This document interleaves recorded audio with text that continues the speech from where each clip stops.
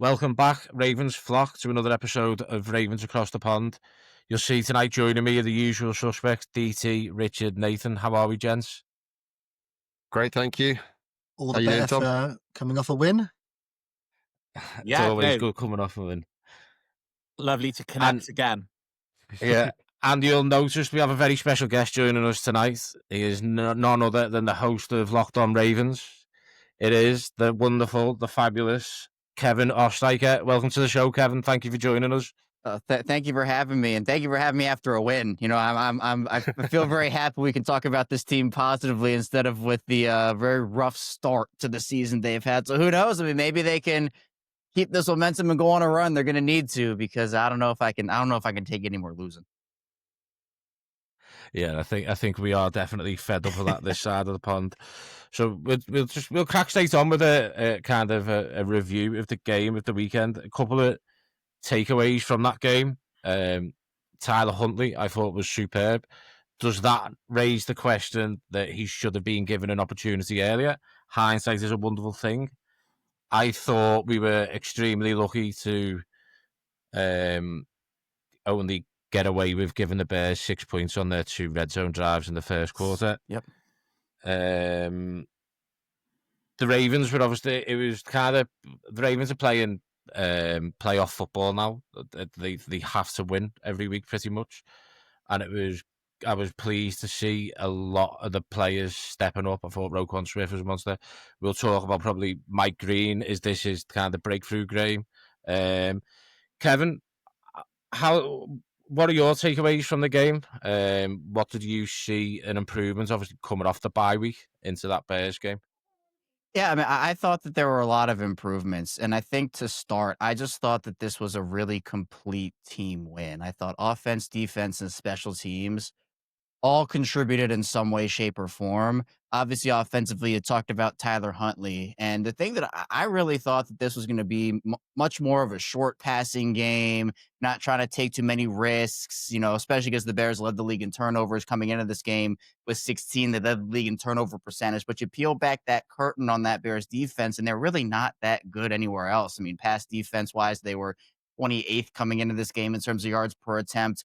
Rush defense, they were 31st. It was about them getting opportune turnovers to give the ball back to their offense. So the key to me was protecting the football. And Tyler Huntley not only did that, but he looked really confident out there on the field. They were throwing the ball deep. Rashad Bateman had a deep shot. Mark Andrews had one. Zay Flowers was involved. And obviously, I think the guy everybody's talking about right now, it's Keaton Mitchell, him getting those 4 touchdowns. And it's only 4 carries, right? But that's what I think everybody, or at least most people in this fan base, have been clamoring for. It's just like, he's such a change of pace option for you from Derrick Henry. And I think that you have the ability with him on the field to not only confuse defenses, but to keep them guessing out there. And so, the conversation with Mitchell and him not playing at all, I mean, I was on my show talking about, like, what are we doing here? I mean, this guy's going to be a positive for it whenever he steps on the field. It's not like he had a terrible preseason either. He was one of the best players on the field during the preseason before he ended up missing time and ended up kind of losing his role, I guess. But I thought that was impressive to me offensively. Defensively, I just thought it looked a lot more sound. I mean, the blitz packages, the pressure packages that we saw, that's something Zach Orr talked about coming out of the bye week, something that he was working on. And I just felt like the pressures made a lot more sense. The blitzes made a lot more sense. And they were effective in doing them and executing them. The Ravens got really aggressive in this game, and I think it rattled Caleb Williams early.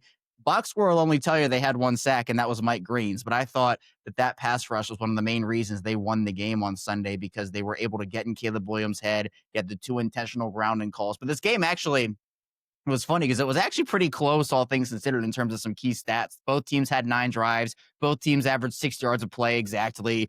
The Ravens only held the ball for 30 seconds more than the Bears did, 30-30 compared to 29-30. I'm sure you'd call me crazy if you watched the first quarter and watched the Bears hold on to that ball for 12 and a half minutes, and the Ravens only have 3 plays.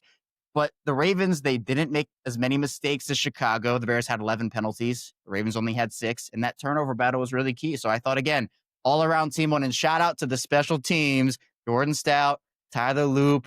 Got to give credit to those guys, too. That's a complete team win right there.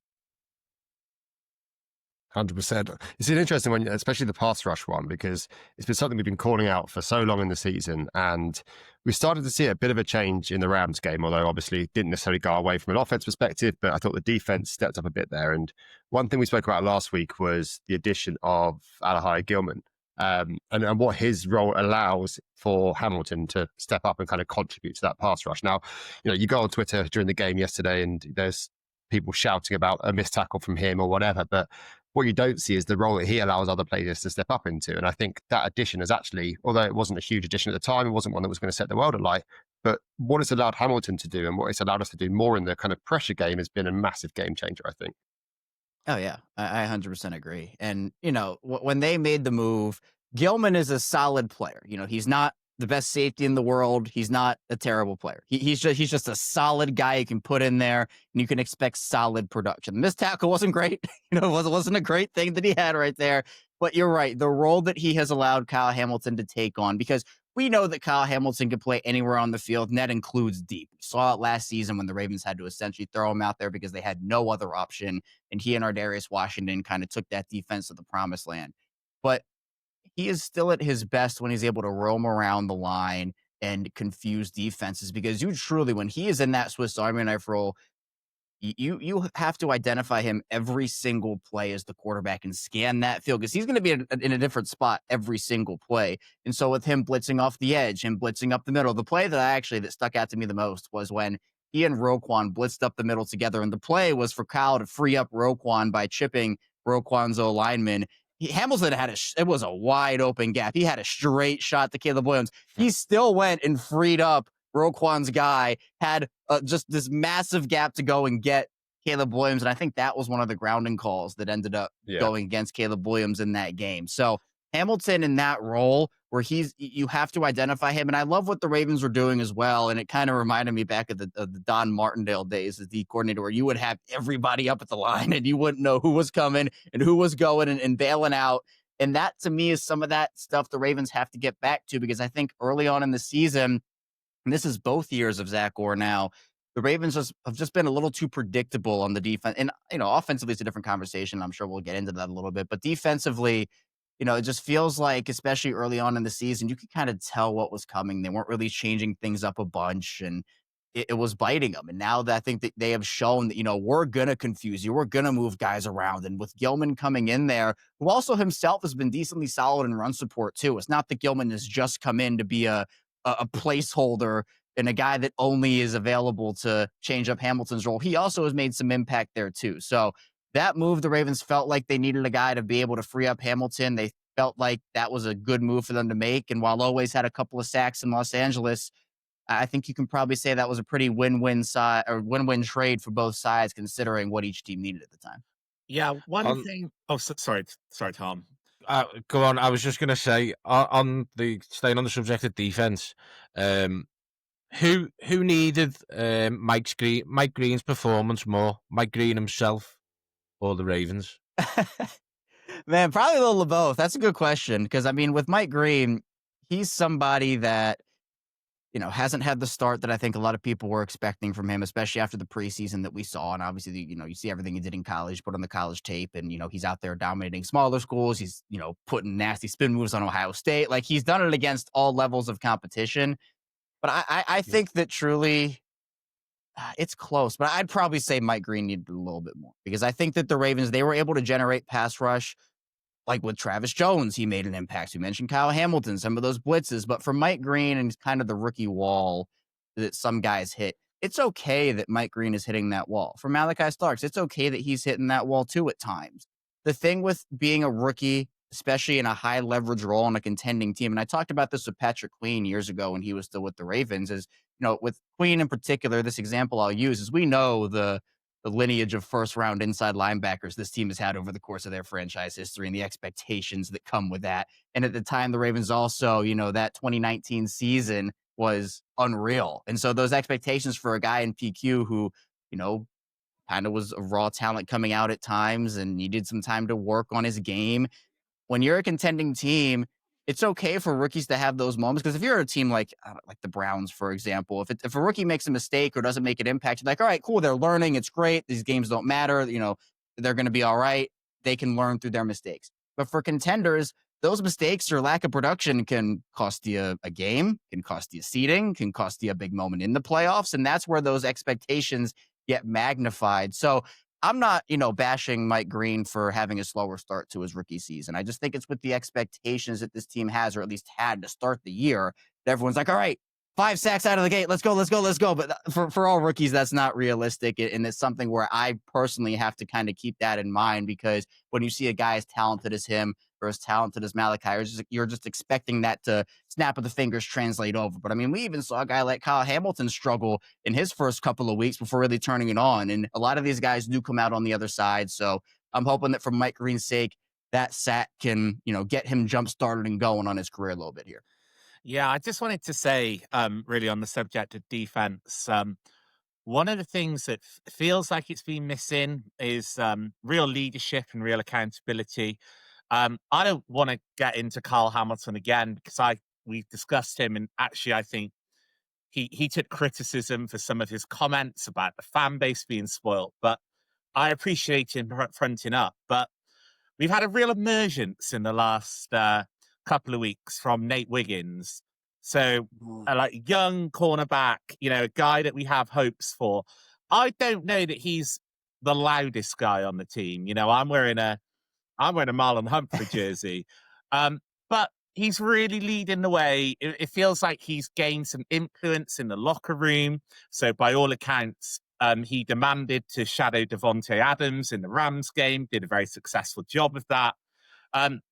We've seen that the Ravens are changing their method of operation. For years and years, cornerbacks stay on one side of the field and they don't shadow the opposing number one wide receiver. And all of a sudden, Nate Wiggins has that job. He's playing snaps all over the field. He's lining up against that number one, and he's making plays. And I just wonder. That's just an example of a young guy really stepping up, and how inspiring must that be for the rest of the defense? Yeah, I'm with you. And I think that Ravens defense needed that type of swagger. I think a lot of people expected that to come from Jair Alexander, and I guess it has at points, but Jair really has been a non-factor for them this season after, I thought it was going to be a great addition. I just don't really know what's going on there. But, to have a guy essentially come to you as a coach or as a team and say, hey, I want this guy, let me have him. I mean, that's some confidence this defense has needed, especially after what we saw early in the season where, 4 of their first 5 games, they're giving up 37 plus points per game. You're like, this just isn't sustainable. So the last couple of weeks, we've seen such a shift. And I think part of that does come from, Nate Wiggins taking on a bigger leadership role, but, not necessarily like you said. He's not like the Roquan Smith middle of the huddle, like going to hype you up for the game type of guy. But, it's kind of like Lamar Jackson, who leads by example. He goes out there and he just dominates on the field every week. And while, Lamar has gotten better as a vocal leader over the course of his career, Nate Wiggins also isn't in year 8 like Lamar is. I mean, you have to kind of build up to that a little bit. And so for Nate, I mean, some of the things that he's been able to do, clutch turnovers, shadowing guys, really eliminating key factors for offenses. He is turning in. I mean, in fact, I would go as far as say he already is a star in the NFL after the rookie year he had, and then continuing to build off of that in year 2. Because some guys, they hit that sophomore slump, right? All sports have it where a guy has a great rookie season and then they just kind of hit a wall during their second season, and that stardom kind of goes away. I think Roger Rosengarten's kind of going through something like that right now, where he was great his rookie year and he's kind of regressed a little bit this year too. But Nate has been a guy that, when you talk about who's the second best player on this defense this season, I think Kyle's obviously number one. I think before the season we were talking about, hey, Roquan or Marlin or Namdi or one of those guys, but it to me is not even close. Nate Wiggins has stepped up for them and is that guy. Yeah. While we're talking Nate Wiggins, last season, Kevin, you'll probably remember John Harbaugh started giving out the lion spike for the play of the game that kind of put the game to death. And I don't think it was just one particular kind of play in that fourth quarter, but there was a string of plays in that fourth quarter where you could just see like the luck almost was even starting to turn. So we were driving. Huntley had a bit of a suspect pass that could have been intercepted by Kevin Byard. It was dropped, led to an amazing punt by Jordan Stout, which set the Bears up inside their own 5, and a false start penalty which then led to the Wiggins interception, which was a great undercutting of the route by Nate. And then that interception and obviously allowed Charlie Collard to score his touchdown, which put the tie to bed. So I think in terms of like 30 seconds of game time, you had those almost exquisite, and not the nearly interception by Huntley, but the plays after just showed all facets of the game coming together to, as you say, it was a complete team performance in those 30 seconds there. You really saw it all kind of come together and really put the game to bed. And just as a little victory lap, last Thursday, I did say you were just as likely to see a one catch, one touchdown game from Charlie Collard, and we saw it happen. So tick one out of the list.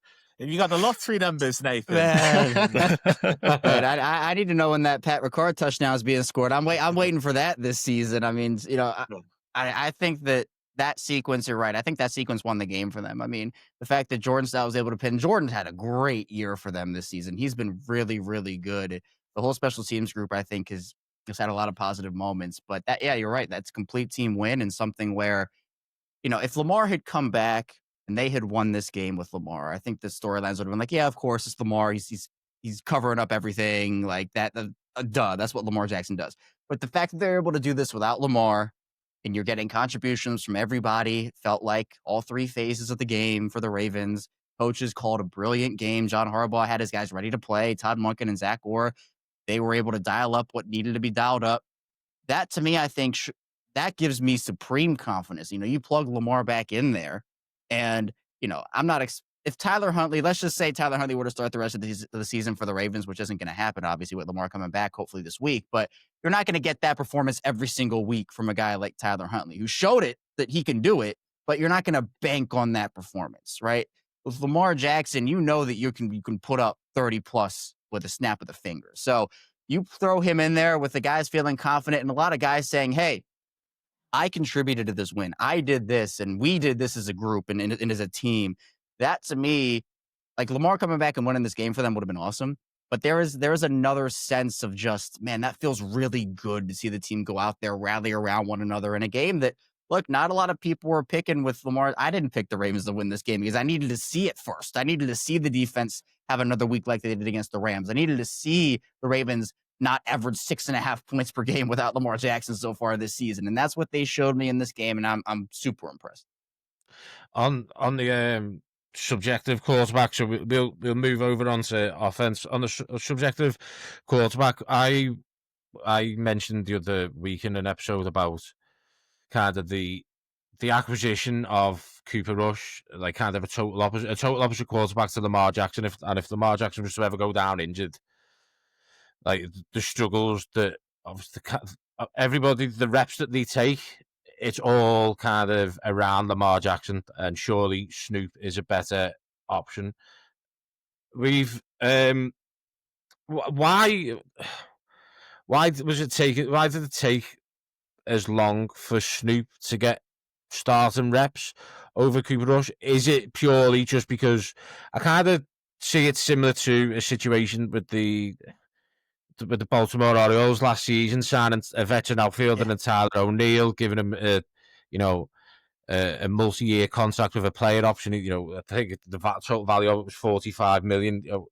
Tyler O'Neill is now going to take a player option going into next year for the Orioles, and they kind of had to stick with him, even though they've signed a guy who only has played 100 games in the MLB in two seasons across the 8-year big league career. Is it purely the fact of the amount of money that they were paying Cooper Rush that they had to give him a go, or did they have genuine belief that Cooper Rush can go out there and win games with this offense? Yeah, I would probably say it's more so they paid him. And it's funny you brought up the Orioles because I was going to do the same thing, and I was going to actually go with Craig Kimbrell from 2 years ago. Yeah, they signed him, and they look, first half of the season, I mean, we were arguing, hey, this guy's an all-star, put him in over Clay Holmes. And then second half of the season, he just does terrible, but then they kept pitching him. And you're just like, guys have been DFA'd for less, a lot less than Craig Kimbrell was throwing out there on the field for the Orioles in 2024. So that was the whole sunken cost fallacy where, you don't want to necessarily, whether the word is admit or whatever, you don't want to admit that, this move didn't work out. So you're going to try to bounce this guy back in any way that you can. And obviously in the MLB, there are a lot more games than there are in the NFL, so you have more time to try to do that. But that's the thing with the NFL is, every game you lose can have a absolute massive impact on whether you're going to be a division winner or a wild card team or miss the playoffs. So the signing itself to me, I've said that I had no problem with them spending money on a backup quarterback. I know that was a big topic of conversation. I'm fine with, spending a little bit more money to try to get a better backup in than Huntley had shown he was. And I thought this game showed that Huntley probably just should be the guy there because he's improved a lot from when he first started as the backup for Baltimore. But the thing was, Cooper Rush never fit the system for the Ravens, and it's not taking away anything that he did in Dallas, but it just takes a athletic quarterback, someone that can run the offense and give the defense more stress than the guy that just stands in the pocket and doesn't present a threat. And I think even with some of the poor offensive line play we've seen this season, more athletic guys can mask that. Lamar Jackson is the ultimate guy who can mask that bad offensive line play because the guy gets beat and boom, he's darting outside the pocket and making something crazy happen. Cooper Rush just doesn't have that athleticism. So, there were guys like Gardner Minshew or Carson Wentz or, Tyrod Taylor, Daniel Jones was out there and he's now like one of the best quarterbacks in the league with the Colts this season. So it's those types of guys that more so fit the system. I think that Huntley should have started the Rams game. I think that after what we saw against the Texans, I understand why they started him against the Texans because of the money situation. And they probably said to him, hey, you're going to be the backup. You're going to be the first guy we go to if Lamar goes down. But then all bets are off after that first game, in my opinion, where I think with the injuries the defense had and the way the defense was playing, I don't think anybody could have saved them in that Texans game. Like it just was what it was. Even if Lamar was out there and they put up 40 points, they would have still lost 44-40. So I think that for me, the Rams game is where he should have started. And I think they probably win that Rams game if Tyler Huntley plays the majority of it. Or at least they're more competitive than they were. So I think that for Cooper, it didn't work out. There were a couple of positions there at DaCosta didn't do a great job with this offseason. And, no GM is perfect, but, now they have to kind of deal with it. And luckily Huntley was available for him. I don't know what they would have done if the Browns didn't get rid of him. So thank you, Cleveland, again for, helping out the Ravens and giving them an opportunity to right their wrongs, I guess. Interesting point you mentioned there around the offseason and some places that we did strengthen where we probably should have done. And, we actually had a couple of questions from some of the guys in the community around where you think the biggest priority needs to be in the remaining free agency or before the trade deadline. Is it edge rush? Do we need someone to back? Do we need to look at the O-line? Where do you see being the biggest opportunity now to kind of really push on with the momentum of this win? Yeah, I think the big part about where the Ravens are right now, especially with the win that they had, is that you can now go into, you can be buyers. I think you're confident being buyers now. I think with the schedule opening up, with the win that you had, the confidence, I think trenches is probably where you have to go, number one. Now, I think that that's both offensively and defensively. I think they should make multiple trades. The guy that I've been pinpointing, I'm sure a lot of others have too, Kevin Zeitler over in Tennessee on the offensive side of the ball, bringing him back to Baltimore. That Tennessee team's going nowhere this season. They fired Brian Callahan. They've obviously already traded away a couple of young cornerbacks. Look, the Ravens are scheduled to have 4 fifth-round picks this year. Actually, 5, I believe it is. 5 fifth-round picks because you're getting 2 comp picks from McCary and Stevens, which are projected as fifth-rounders. And then you also made a couple of trades where you're getting fifth-rounders back plus your own. So 5 fifth-rounders. You don't need 5 fifth-rounders this year. You're the Ravens. You don't need – I get it, right? That's their bread and butter. They love making those picks. But they also – they can – move away and move off of some of those to be able to get in win now talent and a guy that can clearly help them out in Kevin Zeitler, where I think that, look, Daniel Falele's gotten a lot of the criticism on the O-line this year. A lot of it is deserved, but that whole O-line has taken a step back this season. Andrew Voorhees has not been good this year. Roger Rosengarten's taken a step back. Ronnie Stanley, he had a good game against the Bears, but he struggled with injuries this season, unfortunately. And, Tyler Linderbaum, who has had up and down moments, it's kind of the product of what's around him right now. Him playing next to a Kevin Zeitler type player compared to a Daniel File. And some of that's just an experience where, the Ravens at the guard position, this is kind of what I was getting at. It's not a problem to me that Voorhees and Falele won the jobs. It's a problem the Ravens didn't give them any competition to compete with for those jobs. They essentially handed those jobs to them outright with no competition and saying, prove it to us. You deserve this job. They essentially said, all right, you know what?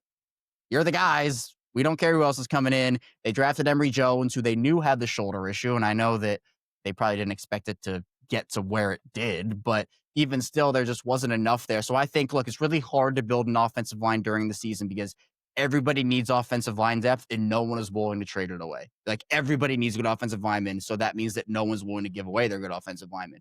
But this is a rare opportunity where you can get a guy in. And we know the Ravens don't love trading those high up draft picks. We know that the Ravens are, first rounders, second rounders. And at this point, that first rounder is like the 7th pick in the draft right now. So, I mean, I don't know, if your season does go down and, you don't end up picking up wins, if you trade away that first rounder for a guy, and I'm not saying do that for Zeitler, but I'm saying for a higher level player, you might get yourself in some hot water, but I still say get aggressive and make a move for a guy like Zeitler. And then defensively, on the D line, Quinnen Williams is a guy that a lot of people are linked to right now.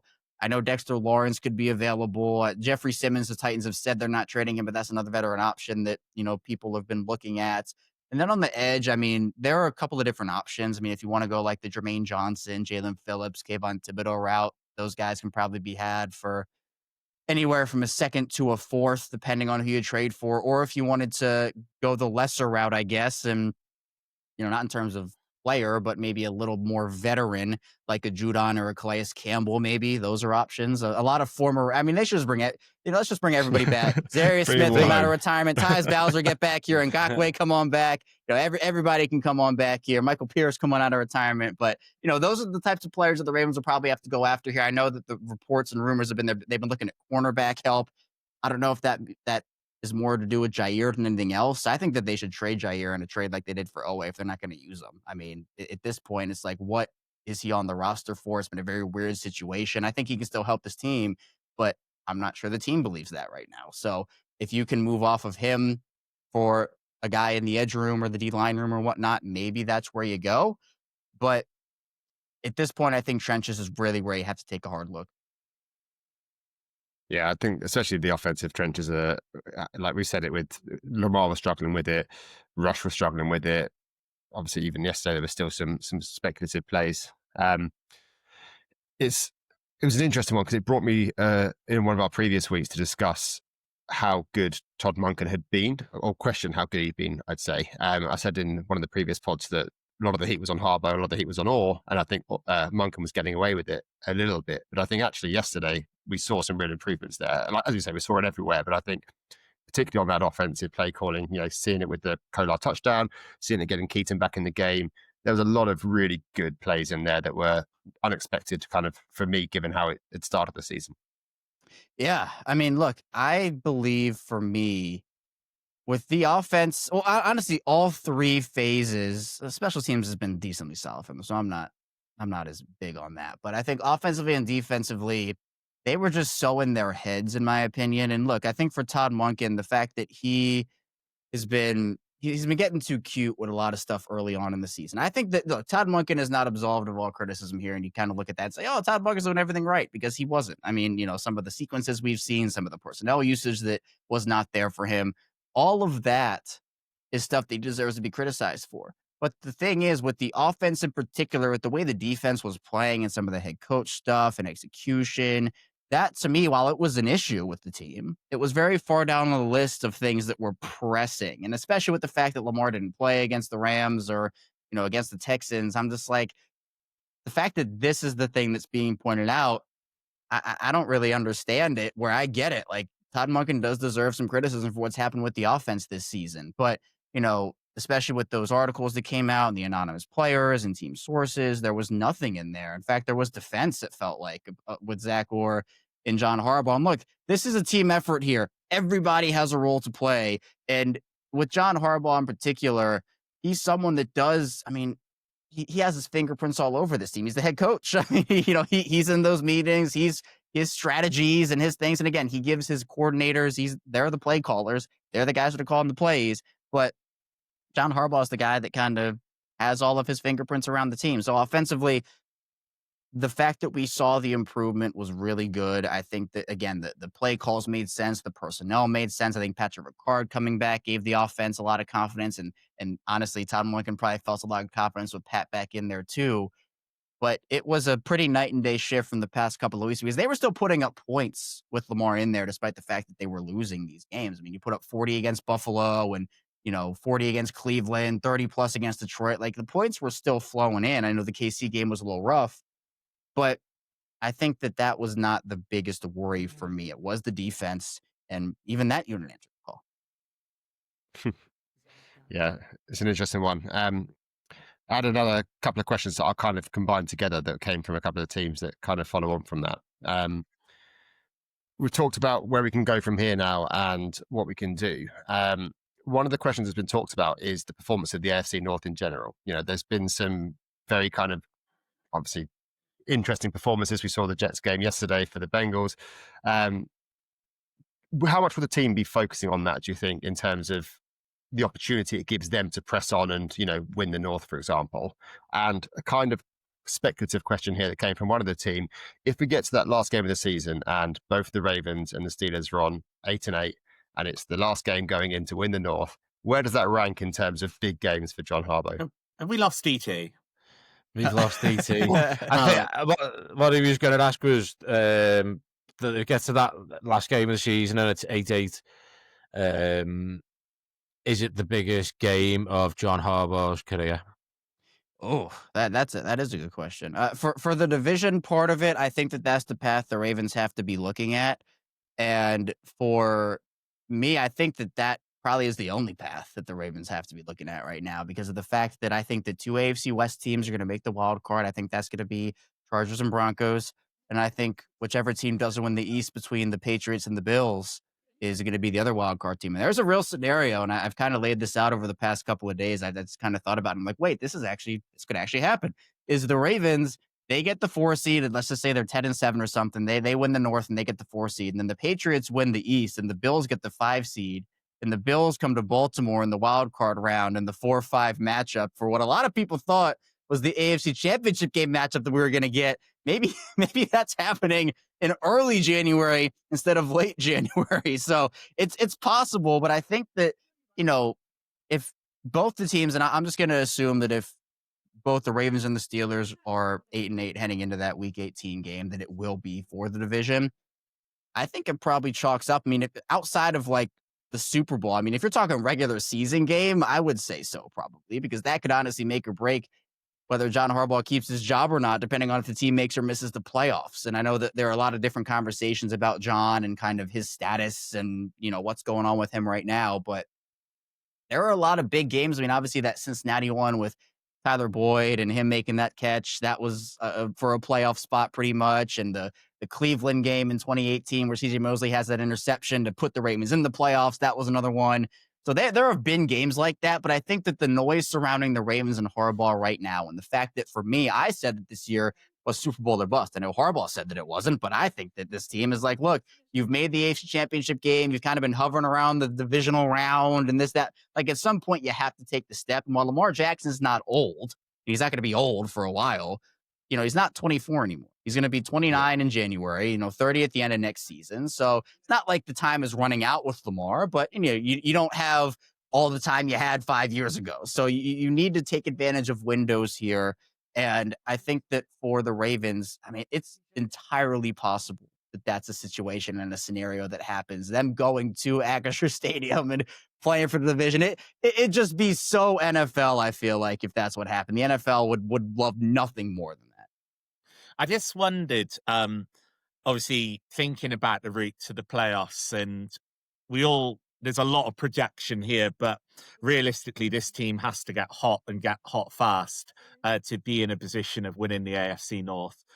Do you think, obviously the last 2 years we've experienced a lot of heartbreak in the playoffs, sort of going in there as the favorite, as a team that should be reaching the Super Bowl. Do you think that suits a John Harbaugh-led Ravens if we are getting into the playoffs by the skin of our teeth? I think that there are a couple of ways you can look at it, because when you are a team like the Ravens who have Super Bowl expectations every single season, of course, that expectation shouldn't be, oh, well, you can miss the playoffs in a year and be okay, or just get into the playoffs and losing the wild card round. I mean, I think we're really far past that. My thing is you want to continue to grow, and I'm not saying that like every year you have to, be a step better than you were last season. There are times where there are injuries or poor seasons, or you just run into a hot team. But at this point, I would consider that a disappointment, and I probably would move off of John Harbaugh if that were the case. Because look, I think it showed that you can make a run, and that's a good thing. And maybe that's what the Ravens see is they say, oh, there were injuries, and then we made a run, and so we're going to keep him because look what he did with the team. And even though we just made the playoffs and barely missed it, like, hey, look, I wouldn't do that personally. I mean, look, I think John Harbaugh is still a good NFL coach. I think that he would get a job, or at least he'd be in consideration for jobs if he got fired from the Ravens. But like we saw with Greg Roman, sometimes there is a ceiling. And John Harbaugh, is there a chance he can win a Super Bowl with this team the way that it is? I mean, yeah, they're not eliminated from the playoffs, so there's always a chance. But I think it's just been such a weird calendar year with drama that usually doesn't follow this team with like Eddie Jackson and Deontay Johnson and Marcus Williams. Obviously you have this Lamar injury situation. It's just even the first time a weird Lamar injury Jackson situation has happened, and like TJ Gardner-Johnson, like all this stuff. And it's a reflection to me on the top. And John Harbaugh has gotten snippy with reporters at times. Like he's certainly feeling pressure. I think he understands the magnitude of this season and what's going on here. But I just think that if they lose in the wild card round, I'm going to stick with what I said during the season. Injuries aside, every team deals with injuries. For years, we've been talking about the Bengals being, look at this, they can't do that. But Joe Burrow's been injured, and like we haven't given them any grace. So I'm not going to give the Ravens grace, and that's unfortunate because injuries can and do impact the floor and the ceiling of your team. But they've also had 3 major opportunities to win a Super Bowl with Lamar in 2019, 2023, and 2024, and have fallen short, unfortunately, each time. So it'd be a very intriguing conversation. I'm not sure which way they would go because we know the Ravens are an extremely loyal organization and sometimes loyal to a fault, but there at least would have to be a conversation at the bare minimum. Kevin, earlier you talked about wanting to see more Keaton Mitchell on the field. I think for me personally, I want to see more Isaiah Likely. I know he's started off the season injured, but against the Rams, he was touching a near 78% snap share. That dropped against Chicago to around the 50% mark. What do you think's happening with Isaiah Likely's usage? Do you think it's more an issue of Lamar being out and it's not potentially throwing it more? Do you anticipate seeing more Isaiah Likely over the next few weeks? What do you think the rest of his season looks like? Yeah, I think that we're going to see more Isaiah Likely. I think that a lot of it has to probably do with the fact that, he's still kind of working back, if we're being honest. That's probably where I would put it. I think a misconception for a lot of people, and I've fallen into this trap before too, is just thinking that a guy who comes back on the field after an injury, especially a significant one, just because he's back on the field, he's automatically, boom, he's right back to who he was before the injury. Where we saw, like, for example, Keaton Mitchell, who you talked about there for a second, like, he suffered that injury last season, and while it was a much more significant one than Likely suffered, he needed time to figure out his body, figure out himself, figure out how to get back on the field and trust himself. And again, it's 2 different types of injuries, but some players can return and just like, boom, they're back to who they were. But I think the Ravens are being cautious with Isaiah. I think that, he's still trying to work back, and it's only been a couple of weeks since he's been back on the field. So I'm expecting he'll pick it up. I think that he wants to. This is a contract year for everybody in that tight end room. So I think that, he's itching to get production. He's itching to get out and make impact. And we know that he can, but even just him being out on the field does stress out defenses. He still is having an impact without necessarily, lighting up the box score. So, and I think that's a lot of this team right now where that's where we've seen some of the points come with Lamar early in the season is like, and that was without Likely. They have so many guys that can make impacts and contribute. And even if they're just catching a ball or two, like DeAndre Hopkins is a guy that like seems to come up with a clutch play every week or a couple big catches. Like that's a guy who defenses still have to worry about. But on the same side of it, you also have to wonder, like, look, you have all this attention at Zay, all this attention with Rashad Bateman. DeAndre is going to be left one-on-one, and that's a matchup that you can kind of get in a couple key situations. And I think Likely also contributes to that of being an impact player without, necessarily having the big stats to back it up. Yeah, in regard, you talked about Coach Harbaugh and what might happen or might not happen to him come the end of the season. Another one that we had kind of from the community was, what are your views on coaching changes? Is Zach Orr has been under an awful lot of pressure this season. Is he still the man for the job? And then why does Todd Monken abandon the run game when we need it most and when it seems to be serving us best as well? We've seen that obviously in playoff games. Seen it a lot this season. DT has been very vocal about Todd Monken's play calling. Yeah. I mean, I think for me, at this point, they're just going to ride it out. I mean, if there was a time to make a change, it would have been the bye week. It would have already happened, in my opinion, at this point. So they're a team that's going to ride with their guys. I mean, we've seen that. I thought that Zach Orr should have been let go earlier in the season. I think that both coordinators certainly have their faults. I think that they can't afford to wait, because Todd Monken, at least you can say, okay, he has the experience. He's been there. That the offense has been highly productive, even though, like, yes, some of the play calls haven't been there or some of the personnel usage has been weird. But for Zach Orr, this is 2 straight seasons where the defense has started extremely slow, has cost them games, has cost them seeding. I mean, that to me is like, if this defense regresses back and all of a sudden the inexperience comes back into play, and you're like in December or something when you're playing like the Patriots and the Packers and some of those teams, you're like, okay, well, can't do anything about it unless you do the Cam Cameron miraculous firing and you bring in a Jim Caldwell to come in and run that defense. I guess that'd be Pagano at this point. You're kind of stuck with what you have. So I thought that if there was going to be a time to do it, and that like hard cutoff of, all right, there's a chance, but now there's not, it was the bye week. And especially after how they entered the bye week with that loss, that there was ample excuse and opportunity to do it anyway there. So I think that they probably should have made a move. They trust in their guys, and I guess now we just have to sit back and watch how it unfolds. It'd be interesting to see if we do a bit of a renaissance of last season with Zach Orr, where it started slow, had a few kind of dodgy games to begin with, and suddenly had an incredible end to the season from a defensive perspective. Got the opportunity to do the same again this season, different reasons, and by all accounts, we strengthened the defense and we were touted as being favourites for the Super Bowl at the start of the season. But it'd be great to see it press on now after the last 2 wins. Well, wins for defense anyway. Yeah, I'd love, and look, they've done it before, right? Yes, you're exactly right. They've done it before. So hopefully this is another situation like that. I mean, again, I don't love being in this situation again if I'm the Ravens, where you kind of have to make all these changes and bring in guys and, kind of scramble for what needs to get better. I would rather just have it be a lot more consistent. We see a lot more early season success, but I mean, if they do turn this around and become one of the best defenses in the league, I mean, that's going to help them tremendously, because I'm not necessarily worried about the offense once Lamar comes back.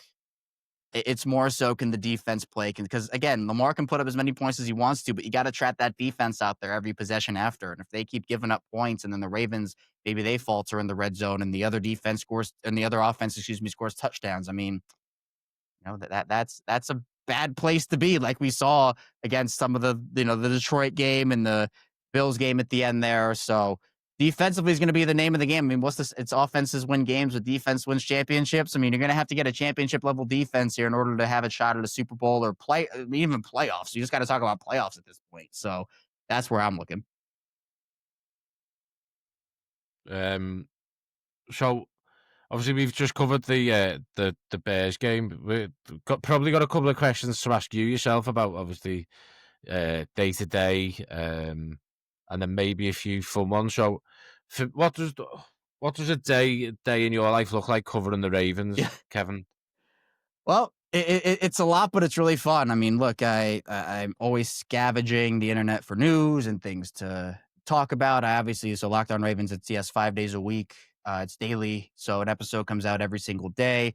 I'm also involved in the social media sphere, so trying to find things to talk about generally. So my sleep schedule is pretty unorthodox, I would say, in terms of the rest of the world. Probably, I mean, I've been burned by the Ravens too many times in terms of news breaking so late at night that all of a sudden I'm done all my work, I'm ready to go to bed, and then 11 p.m.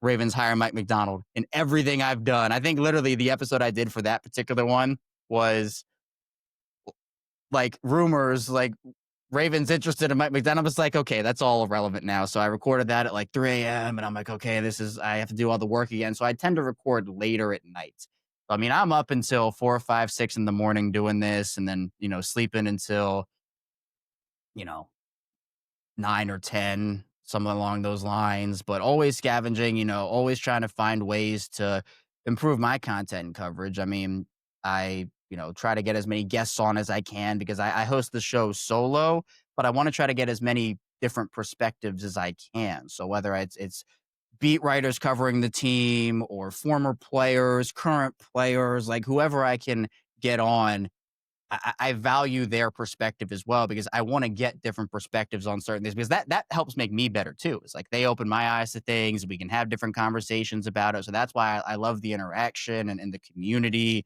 that not only I've built, but that the entire Ravens fan base has with each other and being involved in that. I mean, I've been a fan since I can remember, and, being able to cover the team and going through the ups and downs that this team has provided over the years. I mean, I was at that Super Bowl in New Orleans in 2012 and, that 2013 Super Bowl, which was an incredible experience for me, and kind of knowing that, football was my passion, and, having the ability to wake up every day and, sometimes there'll be news right when I wake up and I'm like, all right, gotta roll out of bed here, flip on the camera and, and let's get her. I remember, and sometimes that happens where like my shows come out at 6 a.m. and I remember I did an episode earlier this year about, Isaiah Likely's injury when it happened. I was like, all right, this is what we know about Isaiah Likely's injury. And then like 2 hours later, it came out. Here's the injury. Here's what it actually is. So I'm like, all right, well, my entire show for today is ruined. And so I have to go and do a live show. So it's a lot of moving parts and a lot of moving pieces. But I mean, I absolutely love it. I mean, I've been doing this since 2019. So I take credit for Lamar's MVP season. I started podcasting when he won his first MVP. So I guess I'm the guy that started that, right? But I mean, at the end of the day, it's a lot of work, but it's a lot of fun work that I'm able to do. And I've been able to expand my coverage a lot and get a lot of new opportunities. So it's been a lot of fun to do. And it's also opened me up to come on shows like this and talk with you guys, and go worldwide and talk about this team and have fun doing it. So I'm really grateful for what I've been able to do. It definitely makes us feel better in the UK about our sleep schedule when we have to wake up at 1 a.m. for the games. I thought we had a bad sleep schedule, but that sounds like it's your day to day anyway. I'm right there with you. I'm right there with you. On the subject of guests you've had on, you've mentioned like former players, current players. Who is your favorite current and ex player that you've had on your podcast? Yeah, there are a couple to choose from. I think for me, actually, the one that I think was my favorite was probably right when Marcus Williams signed. I had an opportunity to interview him, and I know how it ended with Marcus with the team. It wasn't great, but having him on and he was very insightful and was very open about, his time in New Orleans and why he signed with Baltimore. And, he and I got to kind of talk about him just from a personal level, what his hobbies were. And, I've enjoyed all the interviews I've been able to do with current guys. I mean, Ronnie Stanley was great. And that was actually after, it's funny enough, it was after that Miami game in 2021, that Thursday night game when the Ravens lost on that cover zero. It was the cover zero game. And Ronnie came on right after that. And, I talked to him about how, because Robert Hunt, I think, was the guy who scored that touchdown, or he was right near scoring a touchdown. And I said, do you dream of, as an offensive lineman, about scoring a touchdown? He said, every single day. And that's kind of his dream. So it's kind of those insights, but I've also had the opportunity to grow and get close with Nick Moore, the Ravens long snapper. I do work with Ryan on the Ryan Rickman show, and Ryan and Nick are friends. And through that, I've been able to, get to know Nick a little bit, and he's come on my show a little bit this season. And, we chop it up obviously about the team, and he's super insightful and knows what he's talking about and has great football insight. But, we also just kind of joke around on the show. He's a big Georgia guy going to Georgia, and he's very involved in that team. So being able to just kind of have those conversations with him has been really fun.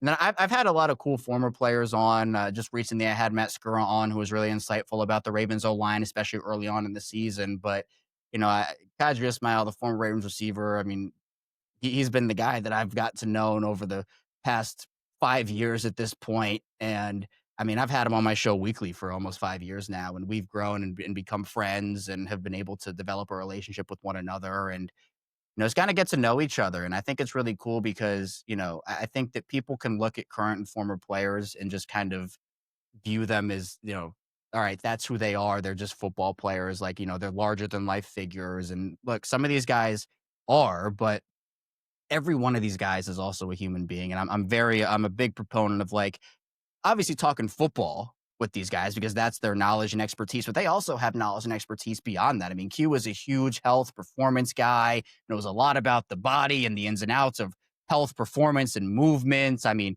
Marcus and I talked about his clothing and his passion for video games, and like, Ronnie, very involved with the animal community and in rescues. And so, like, everybody has a story like that. And it's been really cool to kind of, even if it's just one interview with a guy, to kind of ask them about the football side of things and then say, hey, tell me a little bit about you. Like for Marcus, it was, what's your introduction to the Ravens fan base? Like, what do you want the fan base to know about you coming in as a first-time Raven?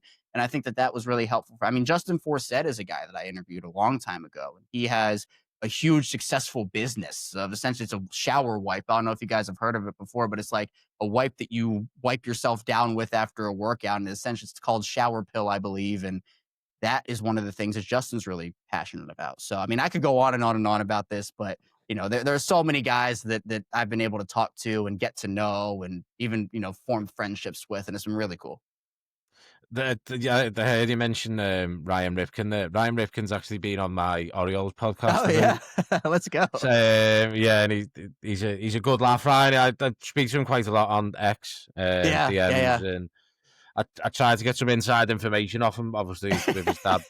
with his dad being one of, in my eyes, the greatest player to wear the number 8. Sure, yeah. About whether the Orioles were going to come over this year for the London series. So I was trying to get inside information off him, but it fell by the wayside. So, have you got any other questions for Kevin before we wrap up? Yeah, one more from me. Kevin, it's going into week 9. Some people would call it a halfway point. Who's your pick for the Super Bowl? Oh, man. Well, I think I can't in good faith pick the Ravens because I need to see them win some more games first. I need to see them win some games. I think Detroit's going to come out of the NFC. They're just they're a wagon right now. They're incredible. I'd probably predict I'd say like, oh, this might be an upset, but I feel like it might even be a team like the Rams and the Lions in the NFC Championship game. Maybe not the Eagles, although I feel a little weird not picking the Eagles. So maybe I will go with Philly in Detroit. But that's the problem with the Ravens in the season that they've had so far is the AFC is so wide open this year. Like any team, I think, can go, and that's why I think the Ravens, if they can win the division and get in the playoffs, they do have a chance because there's not that like one team. I mean, if you had to pick, it would probably be the Colts right now, but. I mean, how dominant can do you trust Daniel Jones in the playoffs, essentially, is the question that everybody has to answer there. And that's a pretty untested theory. So the Chiefs are the team that everybody knows is the AFC. They've been the kings of the AFC for years and years and years now. And they started off slow, but have obviously come along well. I would probably say that because the Bills right now, like I know they beat up on Carolina, but they don't look as strong as I thought that they would. I mean, the defense is really bad. I mean, maybe it's a cop-out, but for now, I'd probably go with Kansas City with their experience. But it's still so wide open at this point, heading into week 9, like you said, where the NFC feels a little more secure to me, where I feel pretty confident picking Detroit based off how they looked. The AFC, though, I think could go any which way. I just had one question, and thank you for your time this evening. We can't let you go without a score prediction for Thursday night. Oh, man. Well, I will say the return to the scene of the crime in that 2021 game, they are there's going to be a lot of family there for those Ravens players because I think like 1 billion players on that roster are from South Florida. So, they're going to have a lot of family there. Players are going to want to show out for their guys who were there, their family that's there. And I get that Miami beat up on the Falcons this past week, but that was without Michael Penix. It was without Drake London. So I think that might be a little more fool's gold. And the real team that Miami has is more so the team that we've seen. I think that Mike McDaniel will probably be fired before the end of the season. So with Lamar coming back, I'm going to say the Ravens win it. Not in like 50-0 blowout fashion, but I'll probably say something along the lines of like, I don't know. Short weeks make it tough too. So I'll go like 29-16. Well, weirder score prediction. I'll go And hey, 29-16 that's Ravens. good enough. We'll take that. Yeah. Just a final one from me. I regularly visit Charm City. I'm back out in March for opening day for the MLB. If the Ravens get to the playoffs, I'll get out in January as well. Yeah. What's your go-to breakfast order from Miss Shirley's? Because mine is the vanilla cream filled French toast. I'm very vanilla when it comes to breakfast. The last time I went to Miss Shirley's was when was it? It was like maybe 2 or 3 years ago. You I've probably been wake a up too late couple for of breakfast times. now. I don't know their menu by heart, but I just generally like whenever I go to a breakfast place, so like Iron Rooster in Baltimore here is very popular, and some other places. I do just go with French toast, but not the filled French. I just go regular French toast. So we're on kind of the same wavelength, but now I have to go because I've never had that before. So now I have to go and try that and see which one is better. Because I feel like the filled gives you a whole different like palate. I feel like that's what it is. It's phenomenal. And just before you go, what do you slightly off from the Ravens, but staying with Baltimore sports? What is your first kind of view and opinion on the new Orioles skipper? I think it's a risk, but I think it's one that I'm okay with them taking because of the respect that he has around the league. I mean, you can tell based off of what everybody's saying, and especially, I can kind of tell a little bit, and I think a lot of people, or at least some people, look into it this way. Like, for example, when the Ravens signed Alejandro Villanueva, I knew that was going to be a disaster because the entire city of Pittsburgh was parading in the streets about the Ravens signing him and how that was going to go. But it seems like the Cleveland fan base is really upset that he's gone. Obviously, he has catcher experience, and the stuff that I like, at least from what I'm hearing and what I'm seeing, is the fact that he really puts emphasis on connecting with the players, and each individual is an individual instead of they're just they are a team, but you kind of have to peel back the curtain, especially with a younger team like this, where I think a veteran manager would have been a good hire in my opinion, because I think that they kind of need some sort of leadership there. But that's not to say that Craig Albernas can't lead. I mean, he's someone that I think has the respect. He had the respect in that clubhouse, and the fact that he also was one of the hottest candidates now for 2 years in a row. I mean, he turned down multiple MLG managerial jobs for the right opportunity, and the fact that he believes that this one in Baltimore is the right opportunity. You go out there and you get a couple of pitchers, you get a couple of big bats, put in the middle of your lineup to get some power in there. And I mean, I think that this team, because again, it was never about another rebuild for this team. I know the trade deadline, if you're trading away their whole team, but those were guys that probably weren't going to come back, or the majority of them weren't going to come back anyway. So I think that you have an opportunity now to continue to progress. But I said this on Ryan's show, honestly, before the season started this year, is you can sign whoever you want to and, make a Corbin Burns type splash or a couple of those big splashes. But the season is going to come down to, in my opinion, the growth and the leap that these younger players take. I mean, obviously, Adley had a tough year with injuries. Westberg was in and out of the lineup. Cowser was in and out of the lineup. Gunnar, his power depleted over the course of the season. Mountcastle, I'll jump on Orioles pod after this. Mountcastle is one that I don't see him being. I don't see him being an Oriole come opening day. I think he is one that they'll throw in a trade pack to get a pitcher of year's control.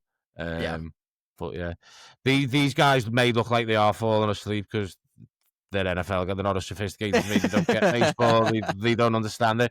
But Kevin, I think I'm not speaking for everybody here, but a massive thank you. Absolutely. Huge gratitude for coming on and obviously dealing with time zones. Although it's easier for you, it's in 100%. The